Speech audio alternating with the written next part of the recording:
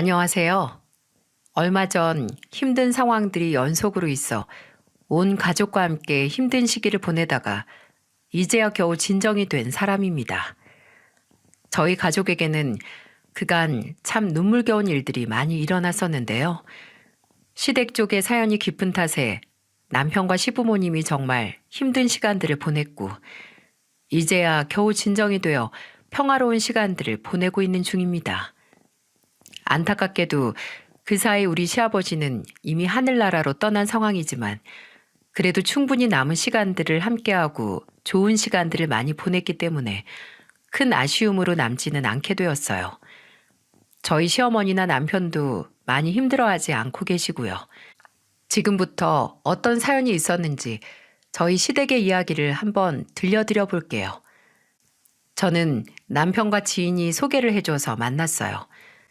서로 결혼 상대자를 찾고 있던 시점에서 서로에게 소개팅이 들어왔고, 딱 적절한 시기에 딱 맞는 사람을 만나 결혼까지는 순식간에 이어졌던 것 같습니다.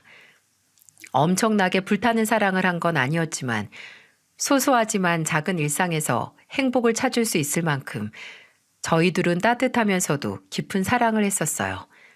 그 덕에 결혼을 결정할 때도 힘들지 않았고, 저희 양가 부모님들도 같은 생각이셨는지 저희 둘을 흔쾌히 허락해 주시더라고요.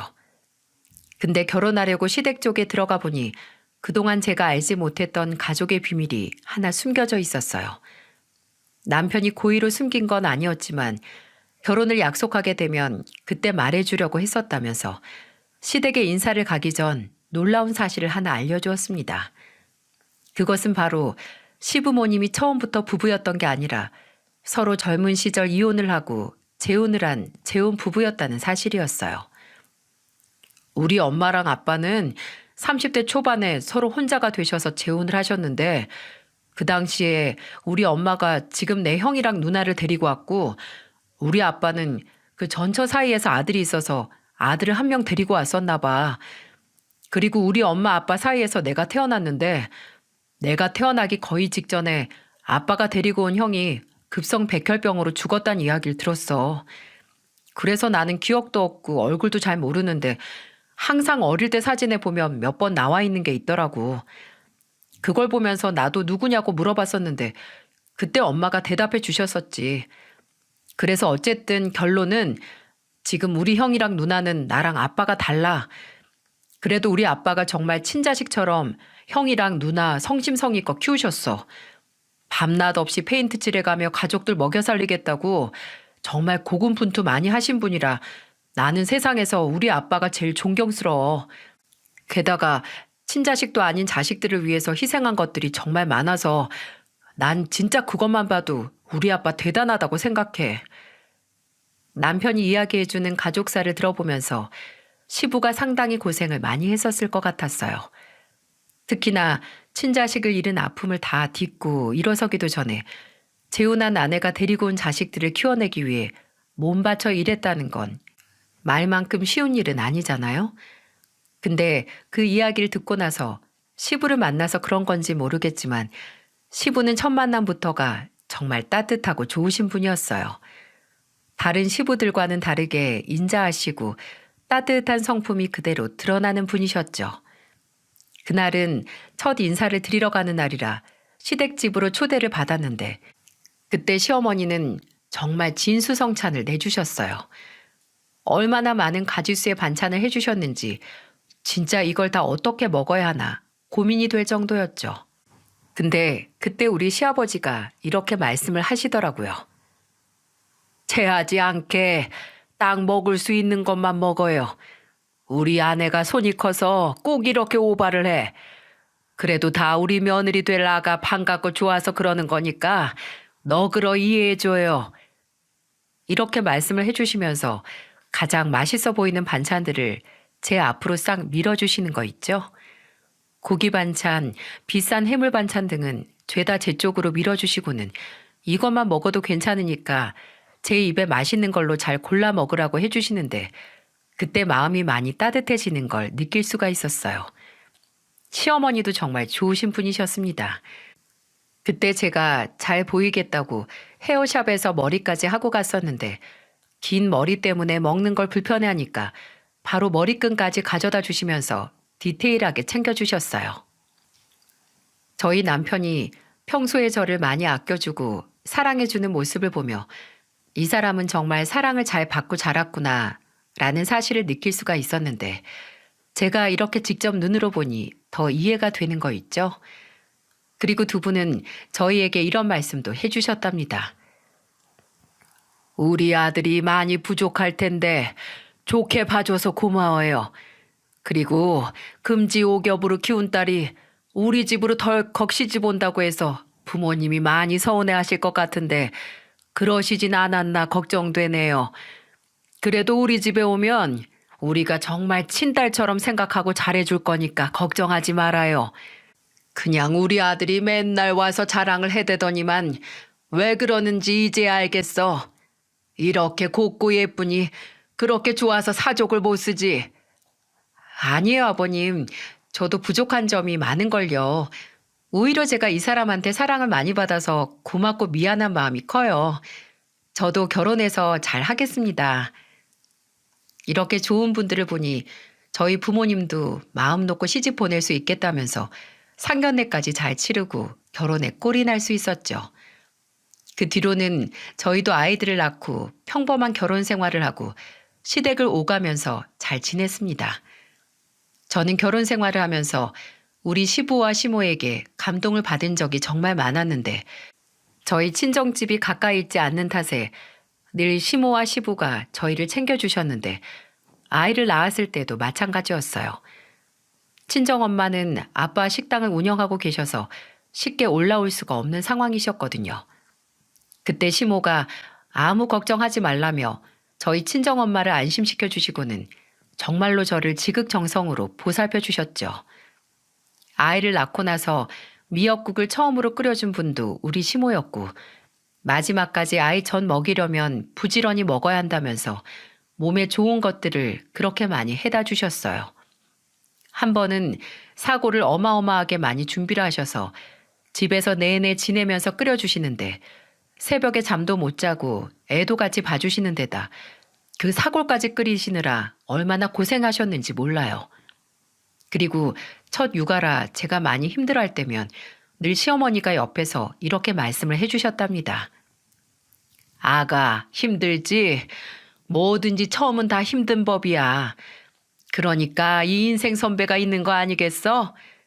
처음에 애들 키우면 다 그래. 다 힘들어. 그러니까 울지 말고 힘들수록 이 시애미한테 기대라. 나뿐만 아니라 네 시애비도 그냥 전화하면서 바로바로 쫓아오잖니. 우리가 뒤에서 든든하게 받쳐줄 테니까 넌 아무 걱정하지 마. 네, 어머니 감사합니다. 저 정말 어머님 아버님 안 계셨으면 어땠을까 상상도 하기 싫을 만큼 두 분께 감사해요. 제가 정말 앞으로 살면서 정말 잘할게요. 그래, 그래. 예쁜 내 며느리.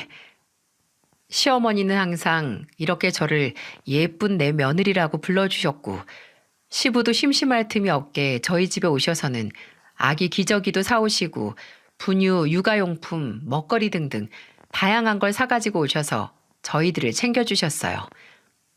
이런 극진한 사랑을 언제 또 받아볼 수 있을까 싶을 만큼 저를 너무 잘 보살펴 주셔서 저는 애들을 초반에 육아하는데 남들만큼 힘들게 시간을 보내지 않을 수 있었죠.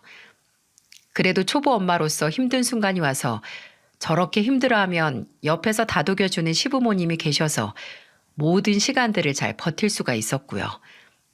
그 덕에 행복한 결혼 생활을 유지하며 보냈고 결혼 생활을 하면서 당연하면서도 자연스럽게 시숙과 형님과도 왕래하면서 지냈었는데요.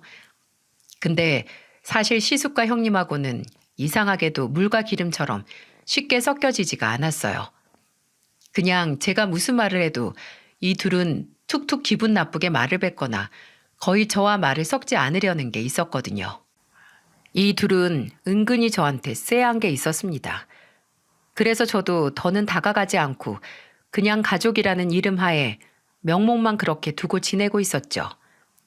게다가 이들은 따뜻하고 올바른 성품의 남편과는 달리 이 둘은 사치도 많이 부리고 본인들이 버는 것보다 쓰는 게 스케일이 더 커 보였어요.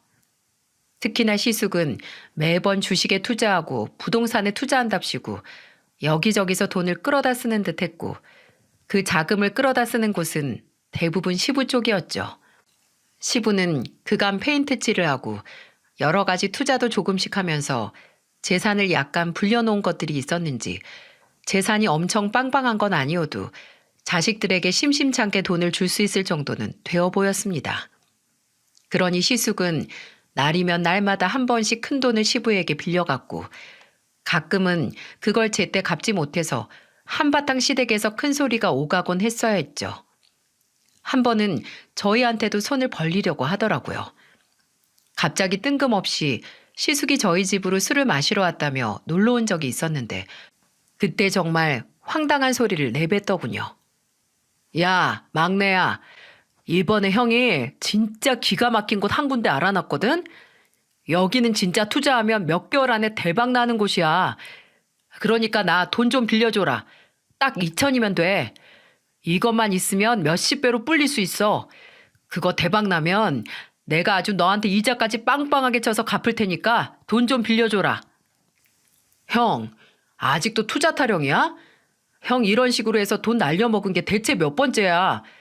저번에도 아빠 돈 빌려갔다가 다 말아먹어서 그렇게 혼나고도 아직 정신 못 차렸어?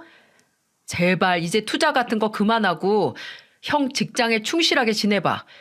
형은 영업사원이 그런 거 알아보러 돌아다닐 시간이 어딨어. 그럴 시간에 제발 고객이라도 한 명 더 잡아서 실적 올려. 남편은 그간 시숙의 행적을 다 봐왔기 때문에 돈을 일체 빌려주지 않았어요.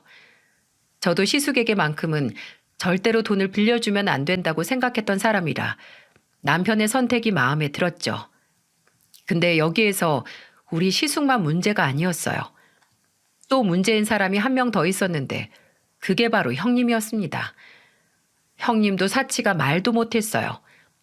꾸미는 걸 좋아해서 주기적으로 손톱 네일아트가 바뀌어져 있었고 볼 때마다 똑같은 옷 입은 모습을 거의 못 봤을 정도죠. 게다가 명품을 자꾸만 사대는데 그 돈을 다 메꿀 수가 없어서 매번 시부에게 카드값을 갚아달라고 해왔었던 것 같아요. 한 번은 시부가 이대로는 안 될 것 같다는 걸 느꼈었는지 시숙에게 돈을 주는 것도 끊고 형님에게는 카드값도 안 주고 심지어 아버님 명의로 되어 있는 카드도 하나 가지고 있는 게 있었는데 그것까지 다 끊어버리니까 완전히 뒤집어진 게 집안이 난리가 난 적이 있었어요. 그때 시부가 어찌나 힘들어하던지 얼마 못 가서 또다시 그대로 원상복구가 된 적이 있었습니다. 그걸 보면서 저는 시숙과 형님이 철이 없어도 너무 없다는 생각과 함께 우리 시부가 너무 불쌍하더라고요. 근데 진짜 시숙이랑 형님이 나빴던 건 돈을 뜯어가서가 아니었어요. 이들은 제가 본 사람들 중에서도 정말 악질 중에 악질이었습니다.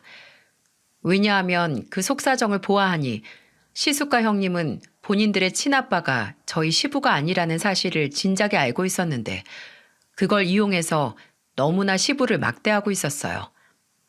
저희 남편도 다 알고 있었던 사실이니 시숙이나 형님이 몰랐을 리 없는 사실이었는데 그럼에도 불구하고 우리 시아버지는 그 어린 아이들을 품어서 잘 키우려 했는데 그 노력을 다 묵살시키고 그저 그 시부의 진심 어린 마음과 노력을 이용해서 본인들의 이득만을 취하고 있었죠.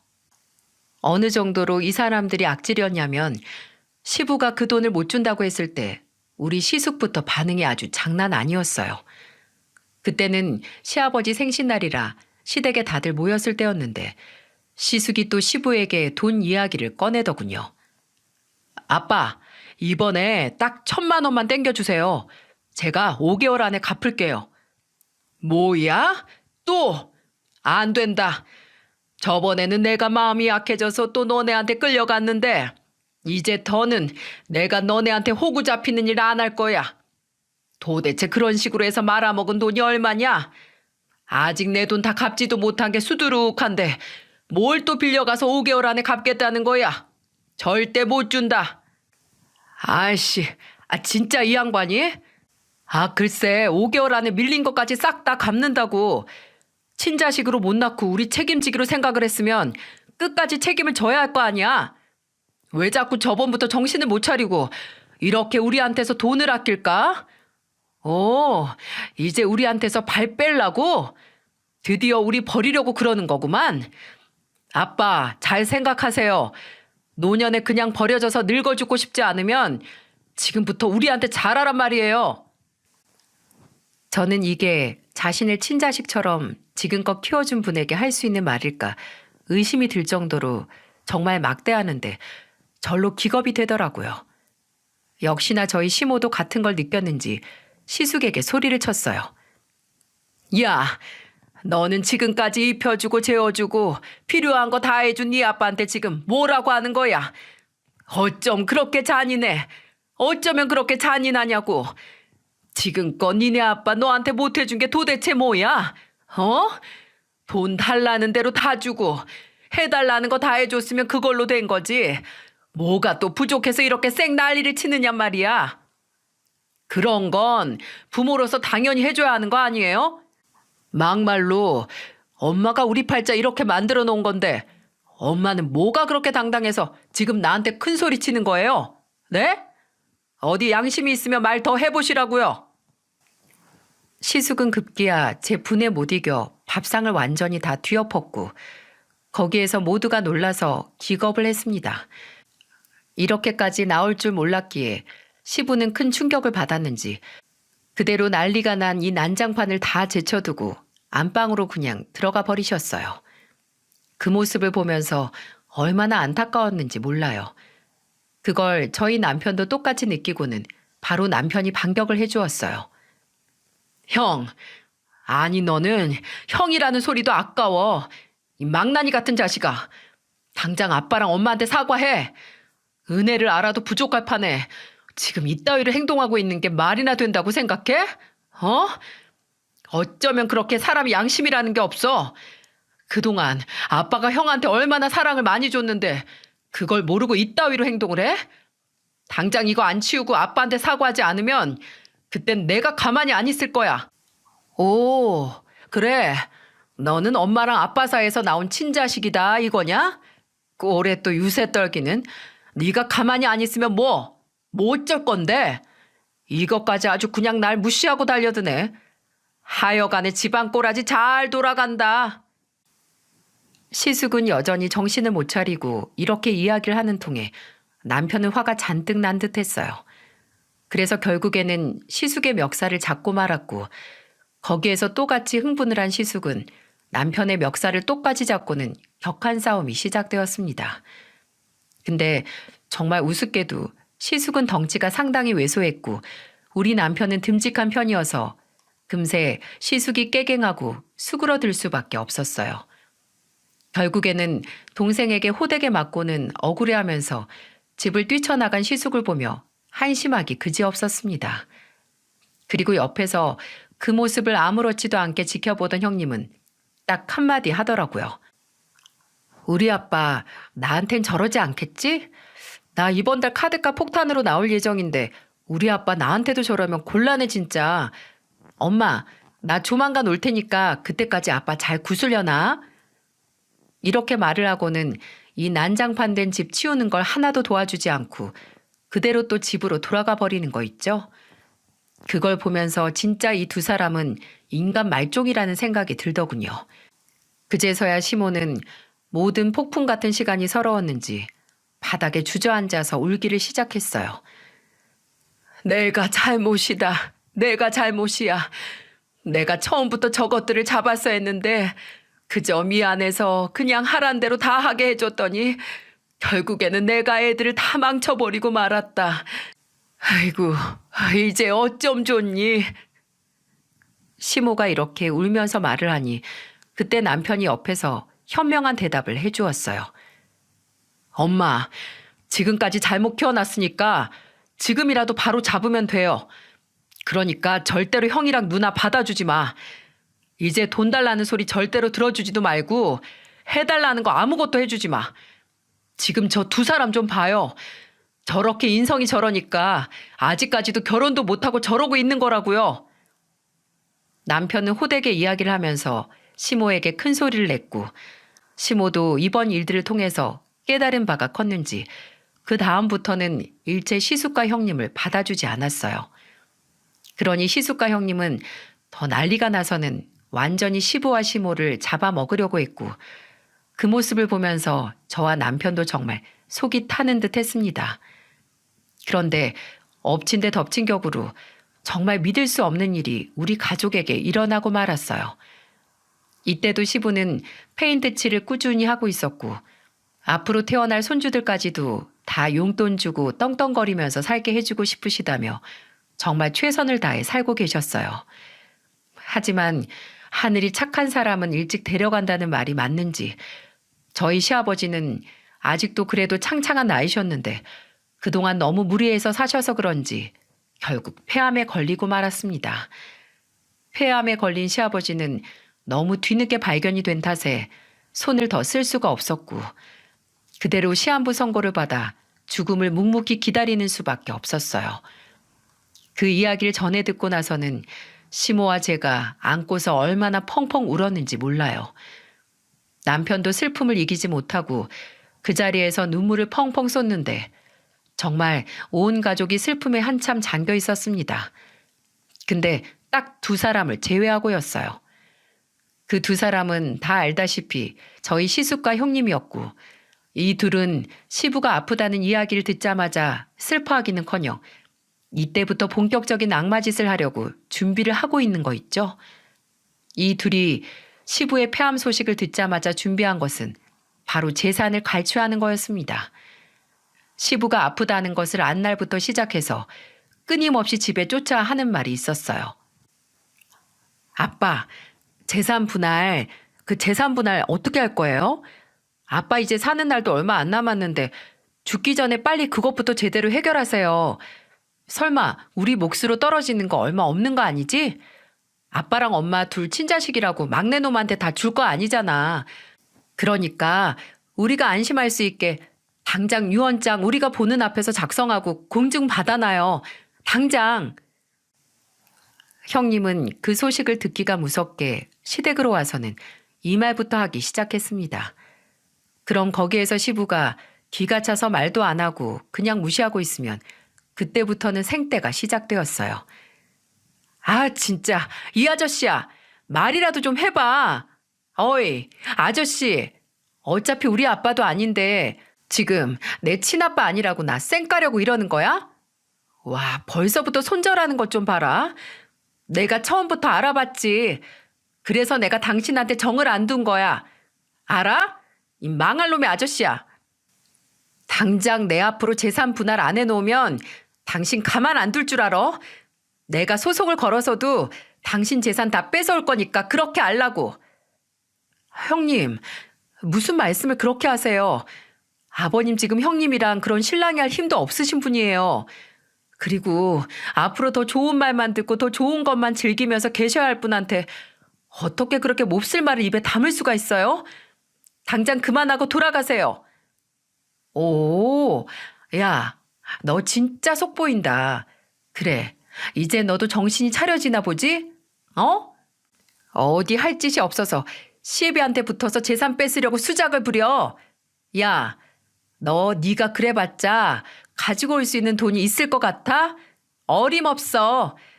내가 너랑 막내한테는 돌아가는 돈 절대로 없게 할 거니까 그렇게 알고 있어. 형님은 선전포고를 하듯이 이야기를 하고는 집을 나가버렸습니다. 저는 이때 육아 때문에 직장을 그만둔 상황이었고 시아버지를 조금이라도 더 가까이에서 케어를 해드리기 위해 거의 시댁으로 출퇴근을 할 때였어요. 근데 그때 정말 시숙과 형님의 몹쓸 짓을 다 목격할 수 있었는데 그거 하나하나 다 나열하려면 밤을 새야 할 정도로 이들의 몹쓸 짓은 말할 수가 없이 심각했습니다. 특히나 시숙은 진짜 더 잔인하게 나왔는데 어떻게 나왔는지 아세요? 다짜고짜 시댁으로 들이닥치더니 마구 온갖 구석구석을 다 뒤지기 시작하는 거 있죠? 그걸 보고 시모가 말려도 아무 소용이 없었어요. 얘, 너 지금 뭐 하는 거야? 뭐 하는데 이렇게 난리를 피워? 아씨, 이거 안 놔? 통장, 당신들 통장 어딨어? 아이 둘째 년이 재산을 노려가지고 내가 불안해서 살 수가 없어. 뭐 그 기집애가 유언장 얘기했다면서? 어린 반푼어치도 없지. 어딜 내 재산을 노려? 죽을 때까지 기다릴 필요도 없어. 그냥 어차피 죽을 거, 어차피 우리한테 다 돌려주고 죽을 거 그냥 지금 내놓으셔. 그 통장 비밀번호만 알면 내가 다 가지고 가면 되잖아. 아니지. 요즘 인터넷 뱅킹이라는 것도 다 되는 세상인데 그냥 나한테 계좌로 보내. 아, 그럼 되겠네. 핸드폰 어딨어? 시숙은 급기야는 뻔히 살아계시는 시부를 두고는 아예 돈을 가지고 오라고 이야기를 했습니다. 당장에 돈을 내놓으라고 억지를 부리는 시숙을 보며 모두가 머리를 싸매어야 했어요. 어쩜 이렇게까지 사람이 나쁘게 할 수 있을까 싶을 만큼 잔인해서 저는 시아버지가 불쌍해서 혼났습니다. 하지만 시아버지는 마음을 단단하게 먹으셨는지 절대로 그들이 해달라는 대로 해주지 않으셨어요. 오히려 더 입을 굳게 지키거나 절대로 안 된다고 으름장을 내시면서 그들을 내보내셨죠.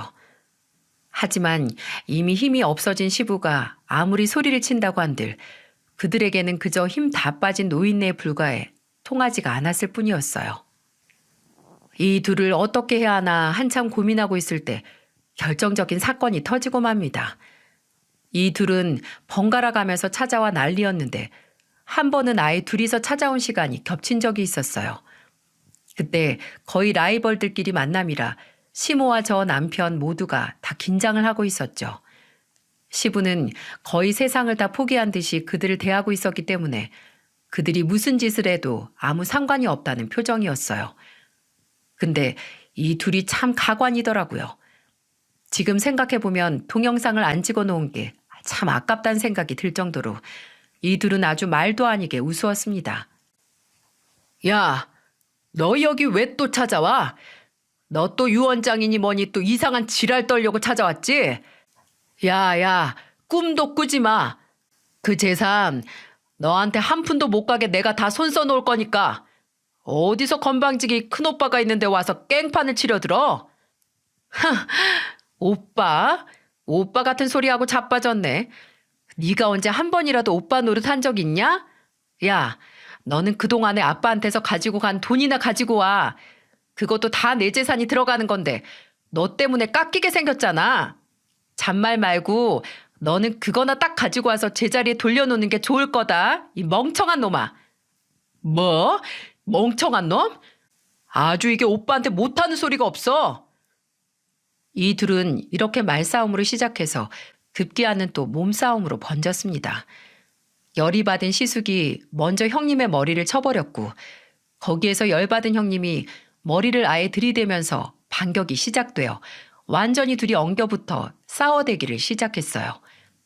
그 꼴을 보고 있자니 정말 한숨만 푹푹 나오더라고요. 그때 어디에선가 큰 소리가 났고 저희는 깜짝 놀라 다 쳐다보니 놀랍게도 거기에는 시부가 화가 잔뜩 난 채로 주방에 있던 큰 접시를 몇 개를 집어들어 바닥에 내동댕이를 친 거였어요. 저희가 아무리 말려도 싸움이 잦아지지 않자 시아버지는 보다 못해서 결국 조치를 취하신 거였고 그게 잘 먹혀 들어간 거였죠.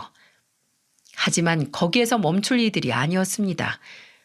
이제는 시아버지가 눈에 보이니 그 눈에 쌍심지를 켜고 시아버지에게 막 달려들기 시작했어요. 아빠, 당장 그냥 나한테 그 돈 내놔요. 오늘 보니까 유언장까지 갈 필요도 없겠어.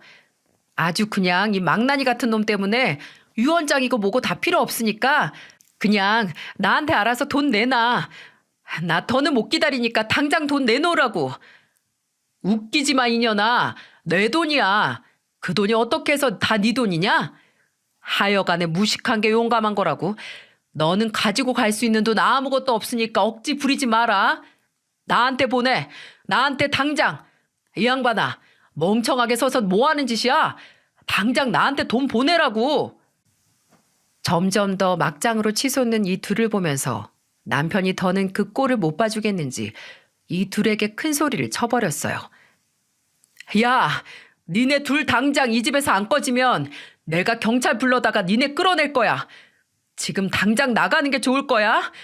아빠 더 괴롭히지 말고 빨리 나가! 꺼지라고! 남편이 소리를 치면서 이 둘을 끌어내보내려고 하는 걸 보며 저와 시모도 같이 합세를 해서 이 둘을 내보내려고 용을 썼어요. 셋이서 안간힘을 쓰니 이 둘도 어쩔 수가 없이 막 끌려가더라고요. 결국에는 이 둘을 내보내는데 성공했습니다. 저는 진짜 이게 무슨 일인가, 우리에게 무슨 일이 벌어지고 있는 건가 믿기지가 않았어요. 그리고 아픈 와중에 요양은커녕 고통만 받아야 하는 시부 생각에 마음이 정말 미어지는 듯 했습니다. 근데 끝내는 더 가슴 아픈 일이 터지고 말았어요. 그날은 그 폭풍 같은 시간이 지나고 얼마 안 된 날이었는데 그때는 명절인지라 아침부터 바쁘게 아이들과 준비하고 시댁으로 가려고 하던 찰나에 시모에게서 다급한 전화가 왔습니다. 그리고 저는 그 전화를 받고는 큰 충격을 받아야만 했어요. 예, 어쩌니, 어떻게, 네 시아버지가 없어졌다. 영정사지만 딸랑 안방에다가 놓고는 사라져버렸어. 어쩜 좋니? 이 일을 어쩜 좋아? 네? 어머님 그게 무슨 말씀이세요? 아버님이 사라졌다뇨? 글쎄, 벼랑과 네 시애비가 어젯밤에 갑자기 싱싱한 전복이 먹고 싶다는 거야. 명절이고 하니까 너네랑도 같이 먹게 수산시장 가서 전복 좀 사다가 죽 끓여달라고 하기에 얼른 다녀왔는데 갔다 와보니 네 시애비는 없어지고 이렇게 딸랑 영정사지만 있지 뭐냐. 어떡하면 좋아. 시모는 엉엉 울면서 전화를 했고 저도 거기에서 너무나 놀라 바로 남편에게 이야기를 했어요. 남편은 제 이야기를 듣자마자 경찰서에 신고를 했고 실종 신고에 들어간 뒤 경찰서에서는 주변 CCTV를 확인하면서 어렵게 시부가 어디에 있는지를 찾아낼 수 있었습니다. 놀랍게도 시아버지는 우리가 살고 있는 곳과 동떨어진 섬 지역으로 가 계셨는데 거기는 시아버지가 건강하실 때 종종 낚시를 하러 가시던 곳이었어요. 저희 남편도 몇 번 따라간 적이 있었고 온 가족이 여행 가본 적도 있었기에 바로 찾으러 갔죠.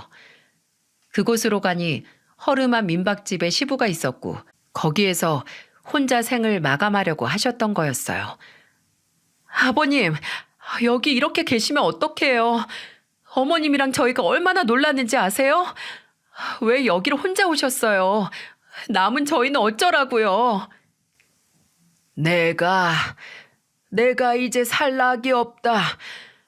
내가 인생을 너무나 헛살아서 이렇게 마지막까지 못 볼 꼴을 보고 가는 게 내가 너무 힘이 들어서 그래서 혼자 떠나온 거야. 그리고 나라도 없어야 거기가 좀 더 잠잠할 거 아니냐. 내가 정말 이제 더는 그 꼴을 보고 있을 기운이 없다. 기운이 없어. 그냥 나 여기에서 죽게 놔둬라. 아빠, 그게 무슨 말이에요? 절대로 안 돼요. 돌아가시기 전까지 무조건 제 효도 받으면서 지내세요. 엄마랑 더 시간도 많이 보내시고 마지막까지 우리랑 같이 있어야지. 그게 대체 무슨 말도 안 되는 소리예요. 그러니까 당장 가요. 당장 같이 가요. 남편은 단호하게 이야기를 하면서 시부를 집으로 모셔왔고 이때부터는 시부가 제대로 마지막까지 편안하게 시간을 보낼 수 있도록 아예 시숙과 형님을 차단했어요. 이 둘이 차단한다고 해서 집으로 찾아오지 않을 사람들이 아니었기에 남편은 아예 무리를 해서라도 시부가 좀 더 편안한 환경에 있을 수 있도록 시모와 시부를 근처 공기 좋은 펜션으로 잡아 모셨고 그곳에서 누구의 간섭도 받지 않게 시부와 시모가 지낼 수 있었어요. 게다가 저희가 사는 곳과는 얼마 떨어지지 않은 곳이라 저는 평일에 자주 들르고 남편과는 주말마다 가서 두 분과 여행을 하거나 맛있는 음식을 먹으면서 시간을 보냈습니다. 그러다가 시아버지의 상태가 점점 좋지 않았을 때는 거의 계속 붙어 있으면서 간호를 해드리기에 힘썼고 손주와 손녀를 자주 보여드리고 싶어서 거의 마지막에는 저희 아이들을 어린이집에도 보내지 않고 시부에게 매일 데리고 갔었어요. 시부는 거기에서 정말 큰 감동을 받는 듯 했습니다. 아무리 아프고 괴로워도 손주들이 재롱을 피우는 모습을 보며 잘 견뎌내시곤 했었죠. 내가 노년에 이런 행복한 일도 다 겪는구나. 살면서 정말 빠듯하게만 살아왔었는데 이제서야 여유가 무엇인지를 알게 되었어. 그동안 너무 인생을 헛살았던 것 같다. 아니에요, 아버님. 그런 소리 마세요. 가족을 위해서 희생하며 사신 건데 왜 그게 헛살은 거예요? 오히려 너무나 훌륭한 삶을 사신 거예요. 그리고 노년에 이렇게 아이들 재롱 피우는 것도 보시게 되었으니 얼마나 다행이에요. 우리 애들이 할아버지를 너무 좋아해요. 오히려 저는 아버님 힘드신데 자꾸만 가서 안기겠다고 하는 게 마음에 걸리는데요. 됐다. 놔둬라. 내가 들고 안을 순 없어도 품에 꼭 끼고 있을 수 있으니 얼마나 행복한지 모른다. 그저 나를 사랑해주는 저 존재들 때문에 내 아픈 것도 싹 잊게 되니 말이야. 아가, 정말 고맙다. 정말 고마워. 네가 내 인생을 구제해준 은인이야. 네가 진짜 내 은인이다. 이 말씀을 하시면서 아버님이 눈물을 훔치시는데 저도 옆에서 덩달아 울 수밖에 없었습니다. 그리고 마지막까지 산책을 하면서 비록 휠체어에 앉아 계실지언정 시어머니의 손을 꼭 잡고 있는 시부를 보면서 더 오래오래 사셨으면 어떨까 하는 생각에 마음이 미어지기도 했죠. 하지만 시부는 그렇게 석 달이 지나고 돌아가셨고 저와 시모 남편은 큰 슬픔에 잠기게 되었습니다. 근데 역시나 이 시숙과 형님은 정신을 못 차리고 장례식장까지 와서도 깽판을 치더라고요. 근데 그것을 보다 못한 시모가 큰 소리를 냈습니다. 여기에서 저희도 몰랐던 이야기를 들을 수 있었고 그건 정말 놀라운 일이었어요. 뭐야?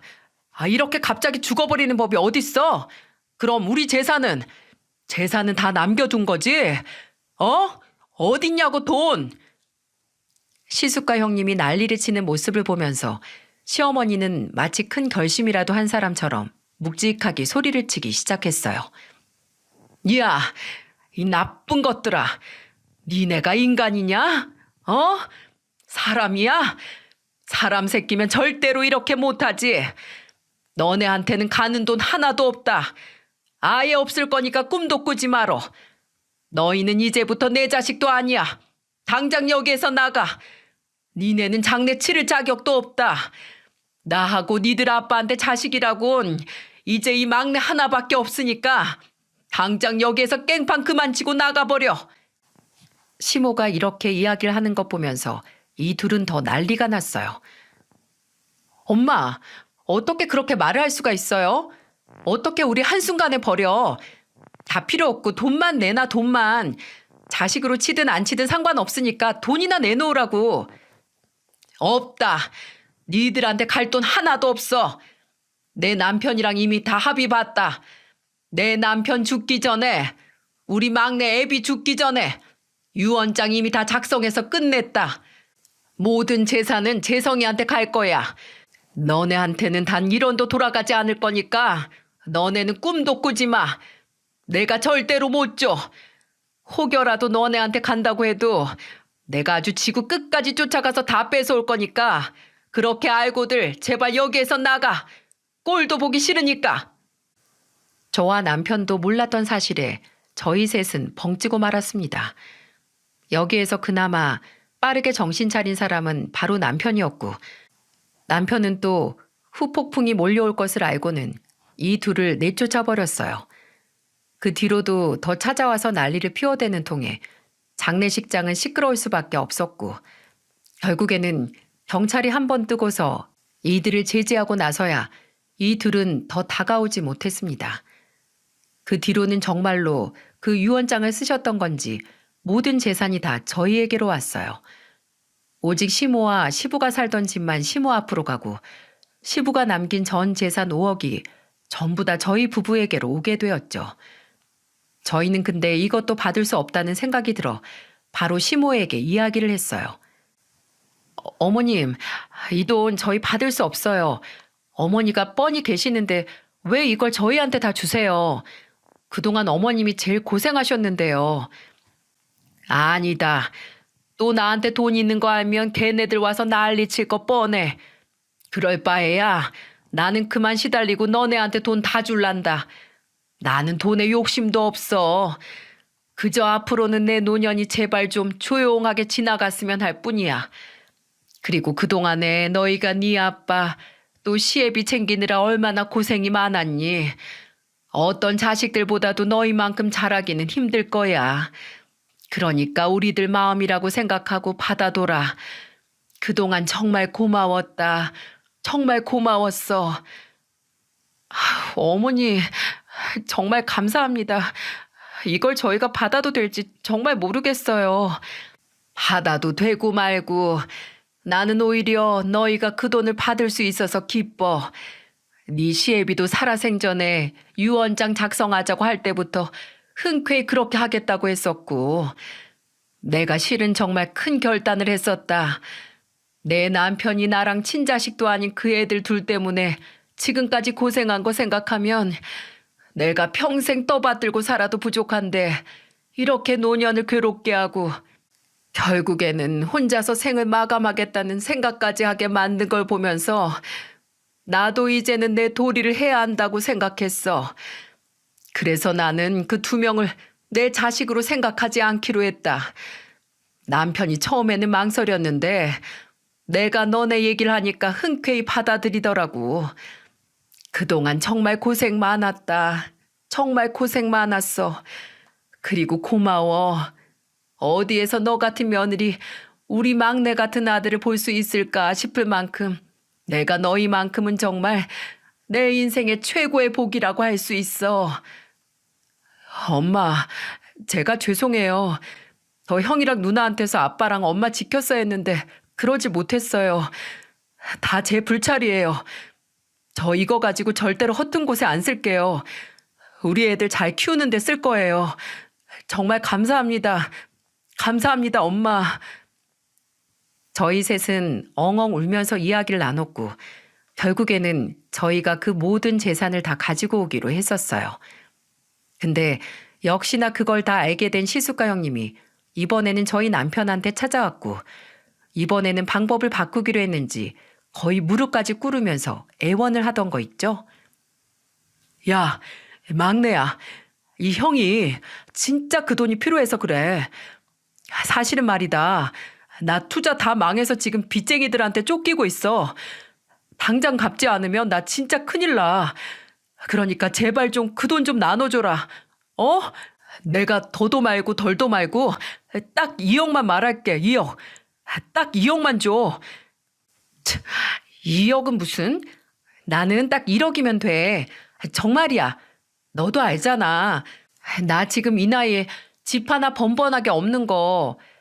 나도 이제 곧 시집도 가야 하는데 지금 만나는 사람이랑 결혼하려면 돈 필요해.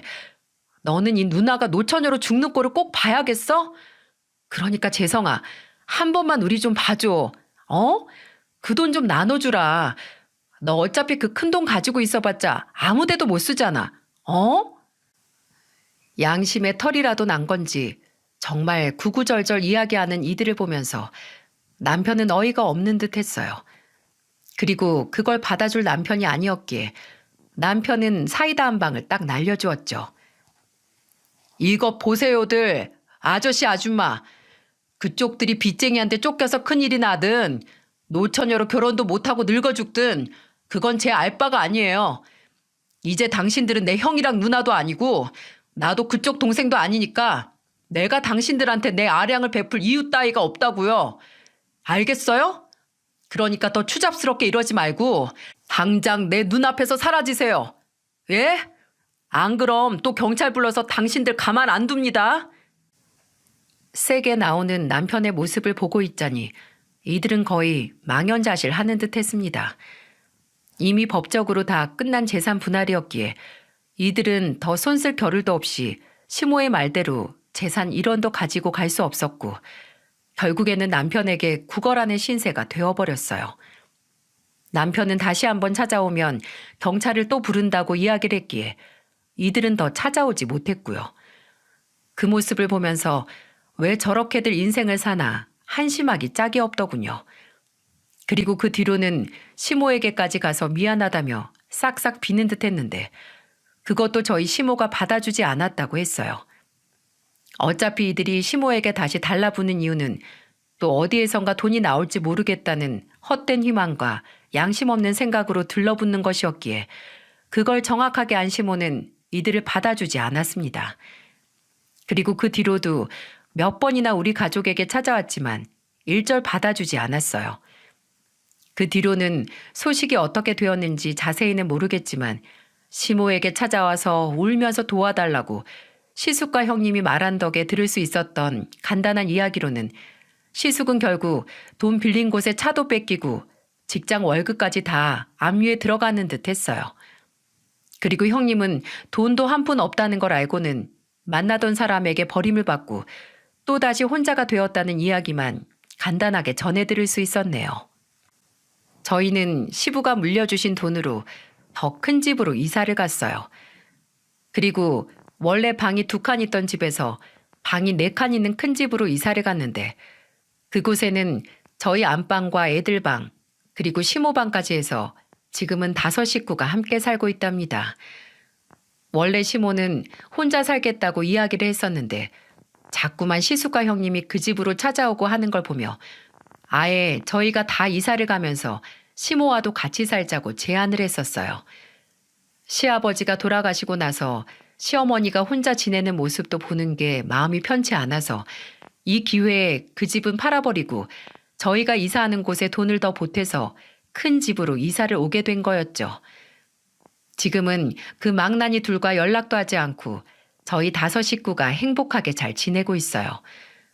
저는 시어머니 덕분에 다시 일을 나갈 수 있게 되어서 지금은 시모가 저희 육아를 도와주시고 저랑 남편이 열심히 돈을 벌면서 시어머니 용돈도 챙겨드리고 맛있는 것도 먹여드리고 좋은 여행도 시켜드리면서 그렇게 평화롭게 잘 지내고 있는 중이랍니다. 여러분, 인생은 지긋지긋한 일의 반복이 아니라 지긋지긋한 일의 연속이라는 말이 있다고 해요. 에드나 밀레이라는 사람이 한 명언인데요. 앞으로 우리 삶에 또 다른 지긋지긋한 일이 언제 또 일어날지 모르겠지만 그래도 이보다는 더 뼈아픈 일들이 없기를 바라면서 앞으로의 인생을 열심히 살아보려고 합니다. 그리고 그 지긋지긋한 일이라고 할지라도 이제는 내 사랑하는 사람들만 옆에 있으니 어떤 일이든 다 잘 헤쳐나갈 수 있을 것만 같아요. 그러니 여러분도 아무리 힘든 역경이 있더라도 내 옆에 있는 사랑하는 사람과 끝까지 함께해서 어려움을 잘 이겨내시길 바랄게요. 그럼 그 끝은 함께 웃을 수 있는 날이 반드시 올 겁니다. 바로 저희 가족처럼요. 저의 사연 잘 들어주셔서 감사합니다.